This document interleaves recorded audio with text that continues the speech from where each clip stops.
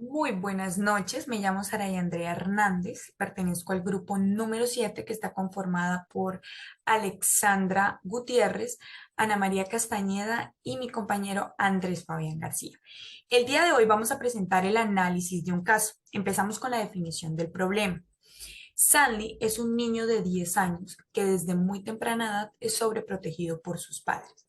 Además, el niño presenta bajas notas en el colegio, es miedoso, es inseguro, es tímido y pues genera al final como cambios bruscos en su comportamiento. Identificación de conductas problemas. Bueno, en este caso identificamos que Sandy tiene una conducta adquirida, observable y voluntaria. Además, vemos conductas de inseguridad, baja autoestima, problemas de aprendizaje, problemas de socialización, pensamientos negativos. El niño es temeroso, es introvertido, bastante introvertido, y esto puede desencadenar posibles episodios de ansiedad y miedos intensos. Definición de las conductas problema. Como ya lo habíamos o lo había dicho antes, conductas adquiridas. Son conductas que se adquieren a lo largo de toda nuestra vida.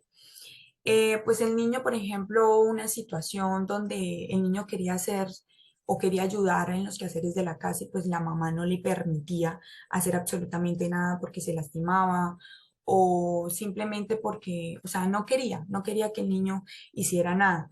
Todo esto iba reforzando todas y cada una de las conductas que ya les voy a ir diciendo. Observable porque se relaciona con el medio ambiente que rodea al individuo. El niño tanto en la casa pues se sentía frustrado porque no le permitían hacer lo que él quería, o sea, ayudar y colaborar con su mamá, pues no le permitía. Y de igual manera en el colegio poco socializaba con los niños, no jugaba, se sentía inseguro, temeroso, etcétera.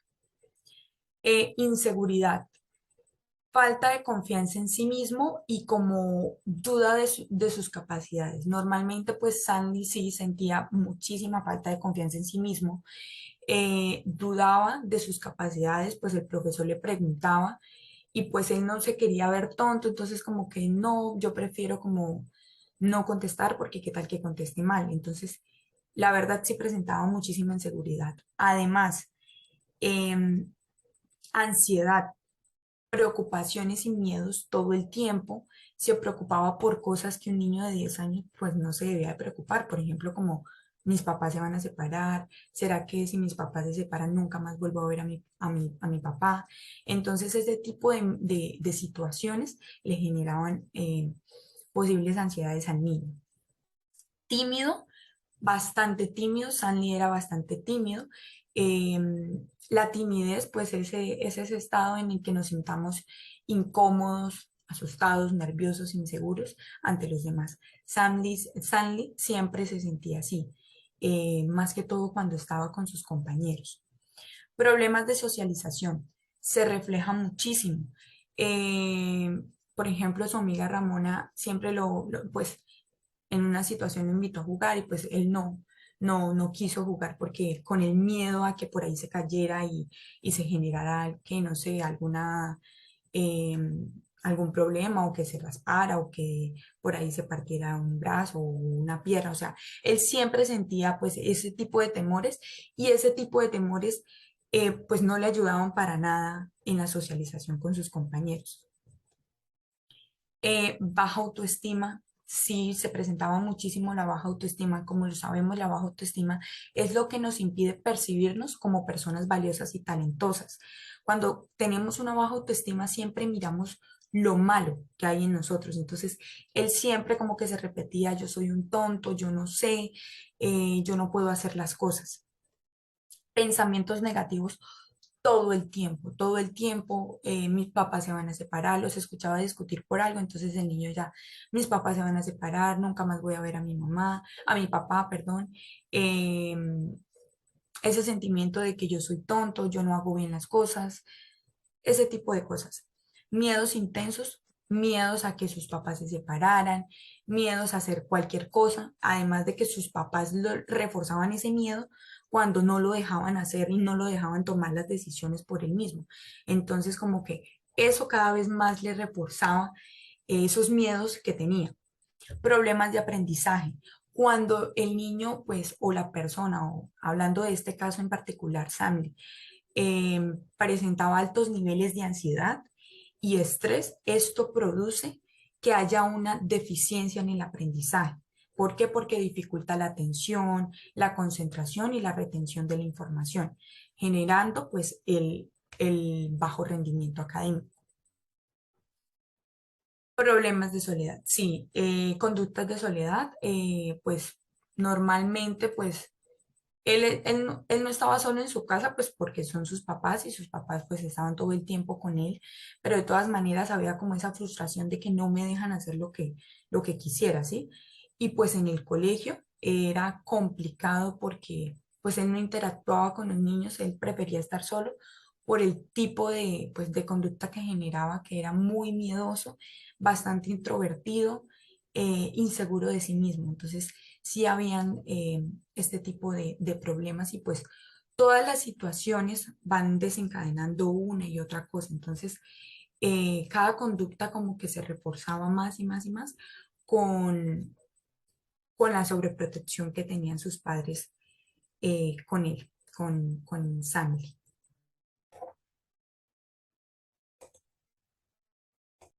Buenas noches, mi nombre es Alexandra Gutiérrez y en este momento vamos a conocer y a validar cuáles son las áreas desde el condicionamiento clásico y operante que podemos evidenciar en el caso de Sandley, el niño sobreprotegido.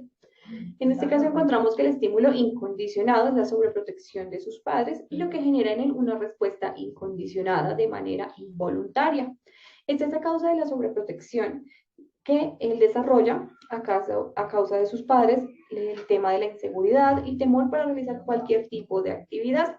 Encontramos el estímulo neutro, es donde él quería ayudar con los quehaceres a sus padres y realizar acciones por sí solo. El estímulo neutro por sí solo no genera ningún tipo de respuesta. Encontramos también el estímulo incondicionado. El estímulo incondicionado más el estímulo neutro nos genera una respuesta incondicionada y esta es de manera involuntaria. Esto a causa de la sobreprotección que desarrolló en el niño, la inseguridad y el temor para poder desempeñar cualquier tipo de actividad. Por último, encontramos el estímulo condicionado. Este genera una respuesta condicionada. Esta es de manera voluntaria, es cuando él decide no realizar ningún tipo de actividad para no ser la burla y tampoco ser abandonado por sus padres. Luego de los estímulos y respuestas, encontramos la generalización del estímulo. En este encontramos que Sandley, cada vez que debía realizar una actividad sin compañía de sus padres, desencadenaba una posible ansiedad, elevando sus niveles de estrés, causándole temor, pánico, terror, hacer la burla, el tonto de sus compañeros o que sus padres lo abandonaran por haberse equivocado en algún acto de los que estaba realizando. Luego encontramos el reforzamiento de esta conducta.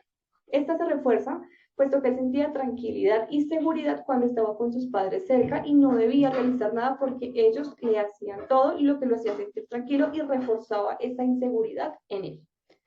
A continuación encontramos la sensibilización. Cuando hablamos de esto, hablamos de que Stanley, a pesar de la situación que vivía y que se sentía seguro con sus padres, nunca se adaptó a la sobreprotección y cohibición desde sus padres, puesto que le generaba cierto malestar el no poder ir a jugar con sus amigos o realizar actividades sin supervisión de ellos.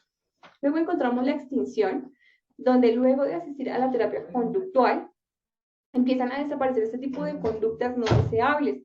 Es decir, él se vuelve más sociable, empieza a participar en clases, sube su nota académica, ya se le ve jugando con los niños y realiza actividades del diario vivir en su hogar y en el colegio. Luego, por último, encontramos la adquisición. En este caso, es donde él ya no realiza ningún tipo de actividad sin compañía de sus padres para no fracasar, para no ser el tonto y el niño que fue abandonado por equivocarse. Muchas gracias. Mi nombre es Ana María Castañeda y en este momento voy a hablar de estrategias de intervención de este caso. Entonces, para el estímulo condicionado sería trabajar más en disminuir la sobreprotección que le dieron sus padres. Para el estímulo neutro sería generar esa sensación de tranquilidad al realizar cualquier acción. Para el estímulo incondicionado serían realizar actividades de manera independiente, sin temor e inseguridad al hacerlas. Para la respuesta incondicionada sería que él realizara voluntariamente actividades del diario vivir y acorde a su edad. Para la respuesta neutro sería hacer los quehaceres de la casa. Para la respuesta incondicionada sería que la realizara de manera voluntaria.